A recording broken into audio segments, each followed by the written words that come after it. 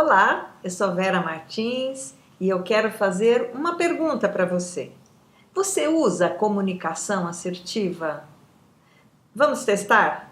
Eu vou apresentar aqui algumas características, eu diria até pré-requisitos, para você poder avaliar se realmente a sua comunicação é assertiva. Nós estamos falando o quê? Dos dois lados da comunicação, o lado da fonte do receptor, o lado onde eu me expresso e o lado onde eu recebo a informação do outro, eu escuto a informação do outro. Então, quando nós estamos falando do lado da fonte, nós estamos dizendo a expressão clara da mensagem que você quer passar. Na comunicação assertiva, nós temos aí 10 grandes dicas para sua avaliação. A primeira recomendação, a primeira dica é: se você quiser expressar-se com clareza e ser uma pessoa adequada naquele momento, primeira coisa, avalie o contexto onde você está, perceba em que momento você está para você dizer a coisa certa na hora certa. Isto é ser assertivo. Segunda dica, saiba aonde você quer chegar. Você tem que ter um objetivo, uma intenção, um resultado que você quer obter com aquilo. Então, pensa nesse resultado, pensa onde você quer chegar. Ok? Se isto está claro, agora, um cuidado. A terceira dica, tenha foco e vá direto ao ponto. Porque assim, toda comunicação tem uma frase nuclear, aquela mensagem principal. E é sobre ela que você tem que falar, você deve falar. Porque o resto, muitas vezes, é tudo rodeios. Então, nós temos que falar o que é essencial, nem mais, nem menos. A quarta dica é: busque solução e não culpado. Tem muita gente que fica buscando culpado e aí não sai do lugar. Então, se você quer ser claro, fale o que tem que ser dito, ou seja, qual é o problema e o que vamos fazer para resolver aquele problema, buscando sempre a cooperação do outro para isso. A quinta dica: ao expressar a sua opinião, os seus sentimentos, ao expressar as suas necessidades, baseie-se em fatos e dados. Porque essa palavra, eu acho que, e você não trabalha com, não é específico, não diz o que está acontecendo. Por exemplo, eu vou dar um feedback para alguém e não falo em que momento isso aconteceu, algo que não foi legal. Então, a pessoa não vai entender o que você está dizendo. Então, trabalhe com fatos e dados e nunca com achômetro. Sexta dica: ao expressar para o outro o que você está querendo, seja firme, seja autoconfiante, fala com firmeza, fala com segurança aquilo que você está dizendo, para que o outro te leve a sério. Porque senão se você falar de forma passiva, choramingando ou de forma agressiva, você já cria uma barreira na comunicação e o outro não vai conseguir entender o que você está dizendo. E aí você perde a clareza. Então, seja firme, autoconfiante. Uma outra coisa para não criar barreiras, que seria a sétima dica, use um tom de voz linear para não provocar medo no outro, raiva no outro, e sim buscar o lado maduro do seu interlocutor para que ele se disponha a colaborar para resolver a questão que está em jogo. A oitava dica: use uma linguagem positiva, ou seja, não seja julgador, não fica fazendo críticas. Parta sempre de um pensamento positivo, que você foi lá para buscar uma solução e que essa solução depende da outra pessoa, implica o problema, ele envolve vocês dois, então os dois de uma forma positiva, buscando a cooperação do outro, você vai vai atingir o seu resultado. A nona dica: use eu e nós, e não você. Lembra? Você acusa. Quando ela, você fez isso, você não me ajudou. Então, use o eu quando você quiser assumir a responsabilidade pelo que você está falando, e use nós quando você quiser envolver o outro numa questão. E quando você precisa da cooperação do outro para resolver aquela questão. Então, aí você usa o nós, que é o envolvimento do outro. E a 10ª dica é: respeite as escolhas do outro. Porque muitas vezes a gente quer impor as nossas ideias, quer que ele faça do jeito que a gente quer, e não é por aí. Ele tem o direito também de fazer de escolher o que ele quer fazer, como ele quer sentir. Respeite a escolha do outro. Não force ninguém a engolir a sua palavra, o seu sentimento, não é por aí.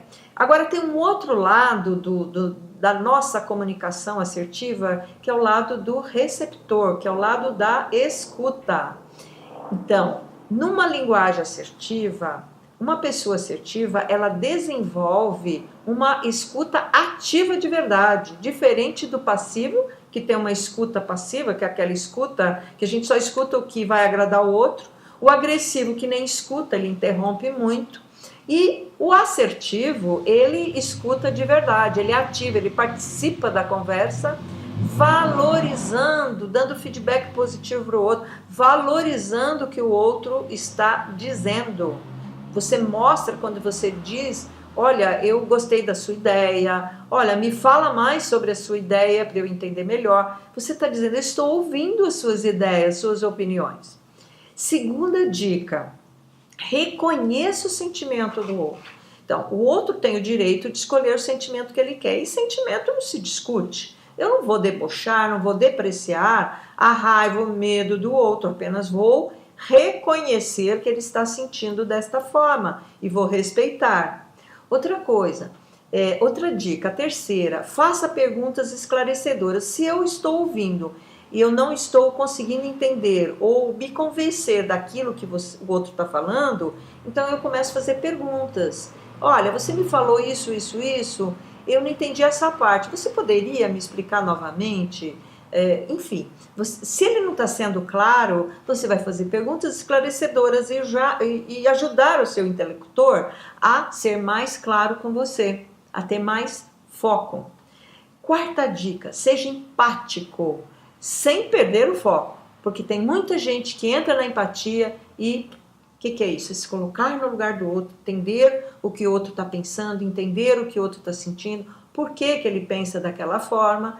Só que tem pessoas que às vezes caem na passividade e aí não consegue mais ter um espírito crítico. Então, seja empático, ouça o que o outro está dizendo, mas se você sentir que está a coisa saindo do foco, traga para o foco novamente.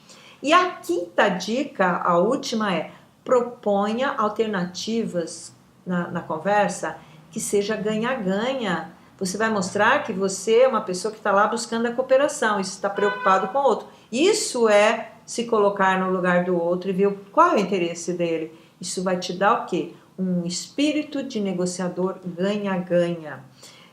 Olha, então essas são as grandes dicas de uma comunicação assertiva. E agora eu quero te dar, por último, essa técnica de como eu posso expressar uma emoção que não está legal, negativa, um sentimento desconfortável, negativo, que foi causado pelo comportamento da outra pessoa.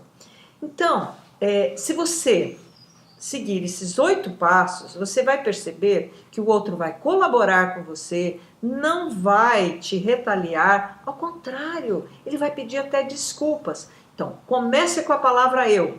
Eu me sinto, expresse a emoção negativa que você está sentindo. Eu me sinto desconfortável. Fale o comportamento do outro que ele causou esse desconforto. Olha, eu me sinto bem desconfortável quando eu preciso da sua ajuda e eu vou pedir, e você muitas vezes reage agressivamente e expresse as consequências desse comportamento que ele está tendo. Quais são os impactos no trabalho de vocês, na relação de vocês, que está causando esse comportamento inadequado dele. Quinto passo, mostre os benefícios da mudança. Olha, que tal se quando nós podemos conversar, definir prioridades, eu vou entender se você não puder parar naquele momento, mas eu preciso de uma resposta. Se você não pode ali, em que momento você pode? Eu gostaria que você me ouvisse também, que de repente uma prioridade 1. E eu e você vamos precisar realmente focar nessa tarefa.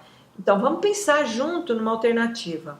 Proponha, então, essas alternativas e, principalmente, escute o que ele tem para dizer, como é que ele percebe a situação. De repente, a pessoa está passando por um problema transitório, que ele vai mudar, e você falando, ou ele nem percebeu que ele está tendo esse comportamento inadequado. Então, escute o que ele tem para dizer e negocie alternativas. E por último, depois que vocês negociaram, se comprometa com as mudanças. Uma coisa muito importante, agradeça o empenho do outro que está te ajudando a resolver um problema que é seu, causado pelo comportamento do outro. Por isso, nós precisamos agradecer a disponibilidade do outro. Pensa sobre isso. Pegue uma situação do teu cotidiano e tenta pratique essa técnica para você ver o resultado que vai dar. Bom trabalho!